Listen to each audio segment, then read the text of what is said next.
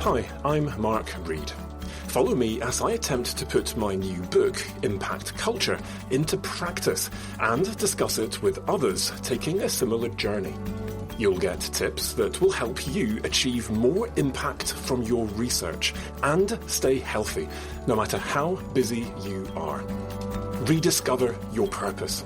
Lead from behind to empower those around you. Transform your work culture. Welcome to Season 4 of the Fast Track Impact Podcast. This week I want to go into the empathic leadership topic in a little bit more depth, and this will be the last. I said that the last week was going to be the last week. I kind of changed my mind in the intervening period. So this is going to be a little less polished than the last few. I sometimes draft out my ideas for a podcast episode in a blog and kind of riff on that. In other cases, I draft out my ideas for a blog in a podcast episode and then polish that in a blog. And this is going to be one of those ones. So I'm going to be putting out a few ideas. I put out a Twitter thread just last week based on what I was reading. I've been reading Think Again by Adam Grant for a reading group which happens today, so I'm very excited to hear what other people in our reading group think about this. If you're interested, it's the Doers and Improvers reading group, so look that up on Twitter and you'll find the schedule of books we're reading as a group. This thread that I've spoken about on Twitter, based on this book, got me thinking about the role that leaders have to influence. Now, as I said in the first part of this is not about dictating and forcing people to do things with a very authoritative leadership style. The empathic leader, however, draws people to them. And people can't help but be influenced by them. And I want to go into some of the skills that empathic leaders have, naturally, if that is you, or that you can grow if you want to become a more empathic leader that will enable you to be able to influence those around you for good. Now, part of my thinking here is evolving. So in the Impact Culture book, you'll see an empathic leadership framework, which has three things. It's a Venn diagram, and in the center is this idea of empathic leadership. And I'm kind of changing how I'm thinking about this. So as I was talking about this in the last two episodes, I outlined the first two of these concepts, which I think are integral to empathic leadership, which is the purpose of an empathic leader and the deep rootedness of that purpose as it emerges from an understanding of our identities and our values, and hence our positionality within our teams and the world. I went on to talk about how we need to grow our expertise in finding expertise, in connecting ideas and people and networks around that purpose in order to mobilize the best evidence, the best ideas, the right people to achieve change, rather than having a very narrow expertise, the kind of expertise we typically value in academia. But now I'm thinking about that third element, and in the book I described this as service, because there needs to be an element of this which is explicitly about how you use that purpose and those networks and ideas that you brought together to actually achieve change. And the sense that I have as I've been just thinking about this, mulling this over, is that what happens when you have this third element, service, or perhaps impact, or perhaps influence, or maybe a combination of the three of these ideas, this kind of outward-facing, enacting change element of the framework. What you get at the center of these three parts of your Venn diagram, yes, is empathic leadership. That's the whole point. But it's something deeper. And I think that, in fact, what you get is compassion. If we define compassion as empathy that takes action. And I think that this is kind of the whole point of the empathic leadership model, which is that as empathic leaders, we don't just want to feel with our colleagues and understand their perceptions, key into the needs of our stakeholders and the world in order to serve them. We take a step of action based on what we understand, what we learn from our colleagues, from the people we're connected to in the wider world. And as a result, our empathy, now taking action, becomes the embodiment of that, which is compassion. And that is why I think that the emergent property of an emergent leadership style is a compassionate culture that you create around you as a leader.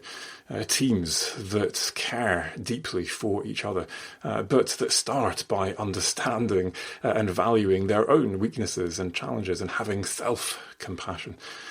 And a compassionate culture that reaches out, that seeks out and meets need out there in the world, which is why fundamentally the empathic leadership model is what I believe we need if we want to become the kind of leaders that facilitate impact. Now, I'm going to draw, first of all, on the stuff that I took from Adam Grant's book, Think Again. And this is just one chapter where he dives into the evidence of what makes a good negotiator. So these are various studies that have looked at expert negotiators who get results, who resolve some of the most thorny and contentious issues, whether that's hostage negotiators, people negotiating peace in conflict zones, those kind of things. He also looked at debaters as well, and looked at some of the evidence that is coming out of computer science and psychology that explains how expert debaters win debates. And I had no idea there are debating championships internationally, and there is a way of winning a debate, and you can come up with the formula, and he does. And what struck me as I was listening, because I was listening to the audiobook, that's how I read books, as I was listening to this evidence, was that these negotiators and debaters actually fundamentally were taking an empathic approach. And he didn't describe it as this, but the more I look, the more this seemed to be the thing that explained what was going on and kind of boiled all of this down to something really simple but really powerful. And in particular, it starts by challenging the view that if you want to win a debate, if you want to negotiate something that is in the interests of everyone and move someone's position, i.e. influence them, that evidence and logic is not the best way of doing this. And it's not to say that we don't use evidence. It's not to say we don't use logic and form coherent arguments. We are academics, after all. But rather than putting that first and relying on that, instead, if you want to actually influence someone who is going down a slightly different track that you think is perhaps not good for them, not in the interests of the collective whole, and you want to bring them around to a more beneficial way of acting, then we start by trying to open a channel of empathy, to connect, to find what are the things, the points at which we can agree. Where is the common ground?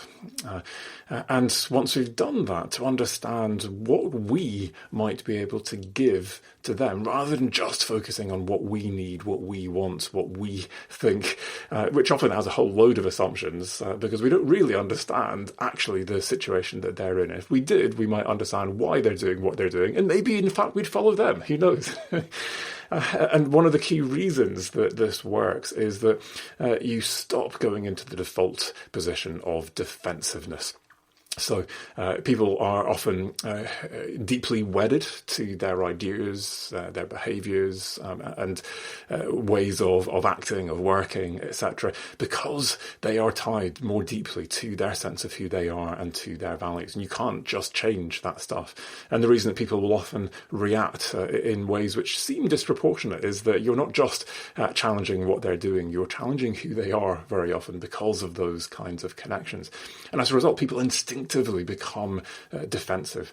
And as a result, they stop listening. And as a result, there can be no learning.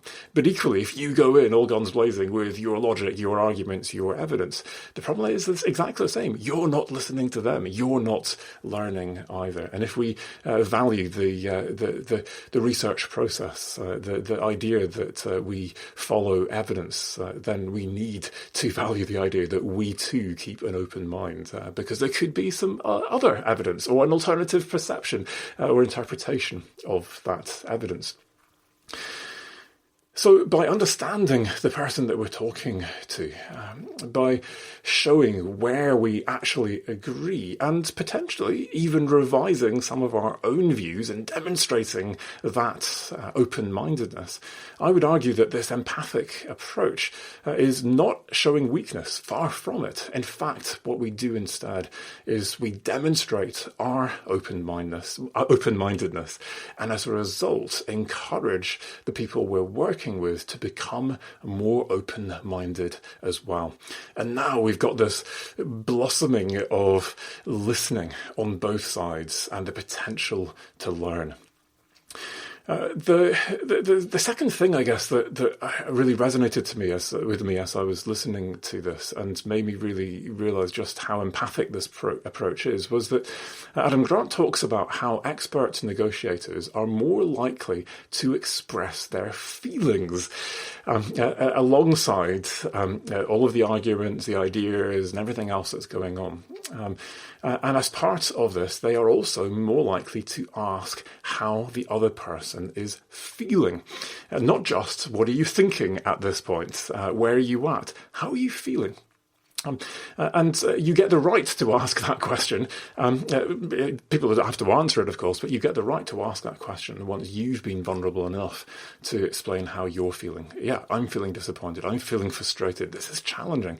This is how this is impacting on me as well. And this is part of the process of opening those channels of empathy.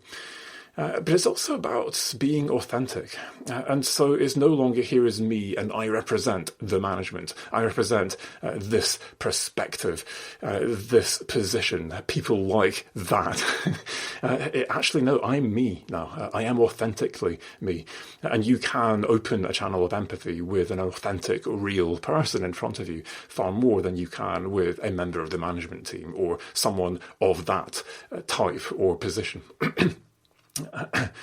And so as we become more authentic and ask people questions that make them curious about us, we encourage them to take this empathic step towards us. And perhaps questions are now forming in their mind that they ask, and great, there is now much more likelihood of a meeting of minds. And the evidence suggests then that we are more likely to influence others when we express our opinions with more moderate confidence rather than being overconfident. We've opened that channel of empathy. We're no longer bashing people over the head with our arguments. They've not become defensive. We've not reacted angrily. We're not in an argument. We're talking to each other. I don't need to be overconfident. I can now express an opinion with the caveats that I might not be right. But here's the evidence.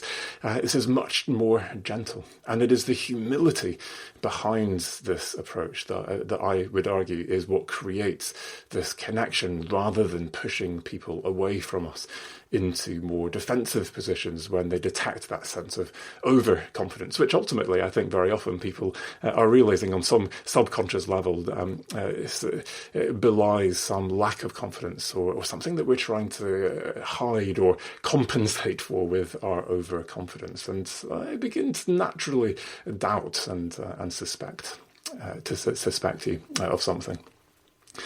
So listening deeply is what this is all about. And I would argue that it is this deep listening that is what shows both respect and care for the other person, whether or not we necessarily agree with them.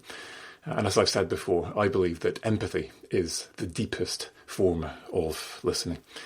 And it's now in this place that these people who would otherwise not have opened their minds, not have even considered the evidence that you might have, the position, the perspective that you're trying to bring, they open their minds to this. They come closer to you. They put themselves in your shoes as you put yourself in their shoes.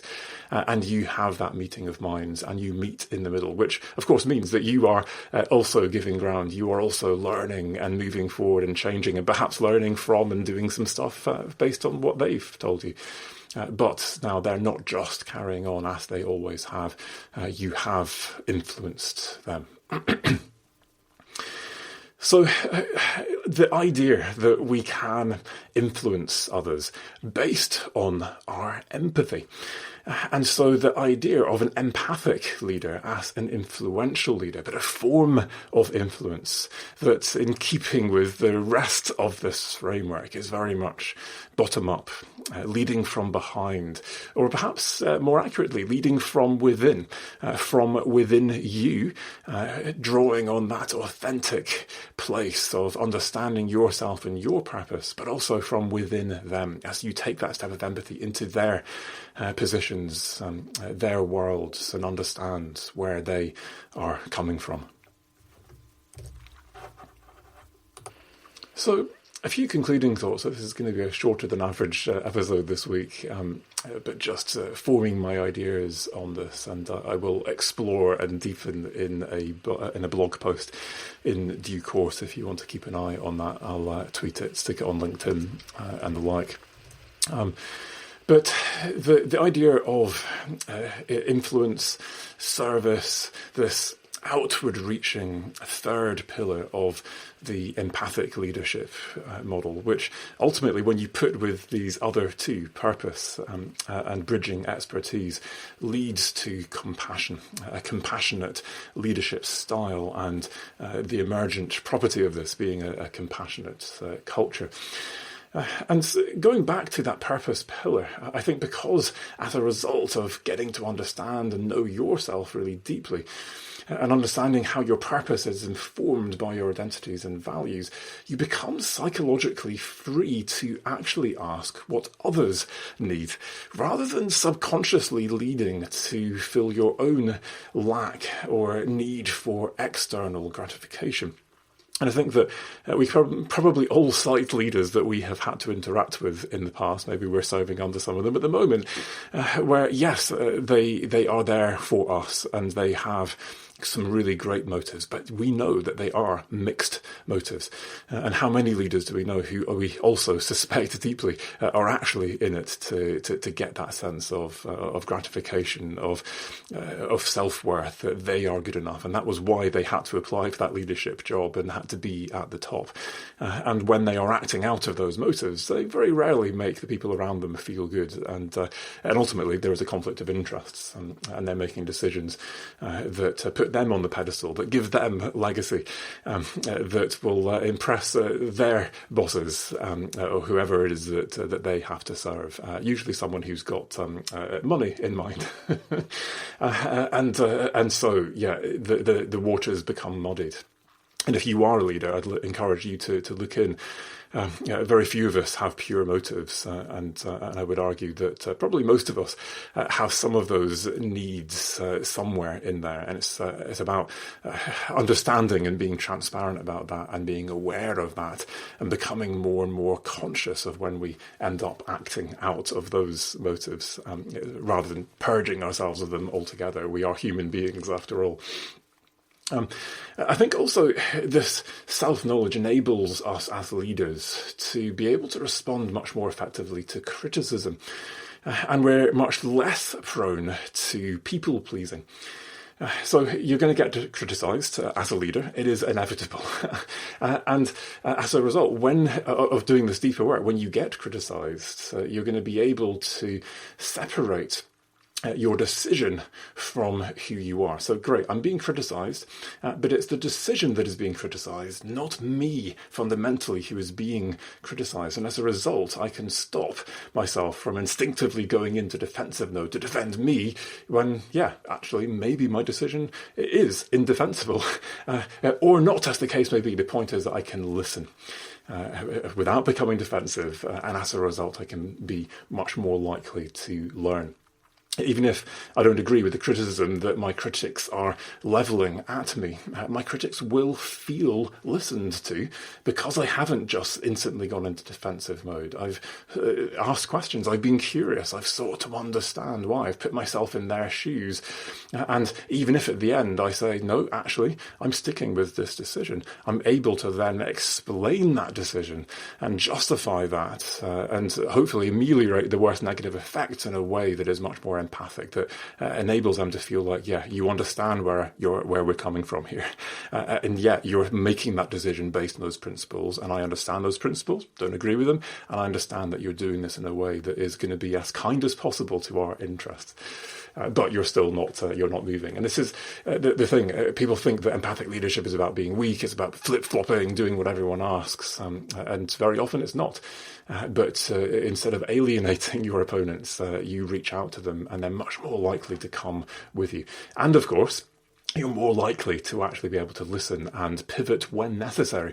And I would argue that the strongest leaders are those who are able to pivot when it is clear that the evidence is against them, rather than doggedly sticking to something that is clearly not going to work because I'm a leader and I'm a strong leader and I stick to my guns.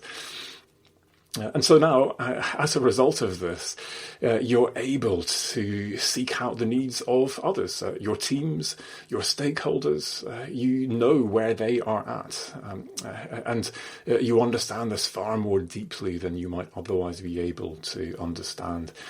And the result of that now is that we can co-produce benefits for our teams and for our stakeholders. We co-produce impact. And when we co-produce our impact, we can achieve way, way more. These are now functional teams, so everyone pulling together towards a common goal that we share. These are stakeholders who are throwing staff time, resources, sharing out responsibilities with us. We can do great things when we work together. And even if we don't have the same mission, we can't all be homogeneously on the same page. We are able to be curious. We're able to ask questions. And we're able to at least find the small parts of our missions that do overlap and find ways to hold our teams together, to retain that connection, even when we happen to be working at odds on certain issues. And ultimately, to bring this to a close, I think that the result of this is that we're able to be truly altruistic as leaders, rather than being self-serving. And as we do this, we begin to channel forms of power that instinctively attract people to us, that are, I would argue, the hallmarks of natural leaders: personal power and transpersonal power. I've talked about this at length in all three of my last books, and I'm not going to go into this in too much depth now. But this idea that we are able to put aside our own agendas and hurts, that we are able to forgive others, that we reach out and are curious and seek the best for others. We don't talk about each other behind each other's back. We build people up and we encourage people. Personal power. And transpersonal power. And I would argue this idea of altruism, this idea that there is a greater good, something that is beyond me, beyond us all, that I am serving, that I believe will be better for us all, for the world. People describe this in lots of different ways, and in some cases even in spiritual terms. And I talk about an academic spiritual perspective here, this idea of connection to the other, to something which is bigger, that is beyond, that outlasts us, that might give us purpose or meaning. But however you want to talk about it, the things that I'm talking about here create and enable you to channel forms of power that I would argue are the things that draw people to us and actually are at the heart of the kind of influence that we can yield as empathic leaders, creating self-compassionate and outwardly compassionate cultures and teams that can truly and deeply change the world.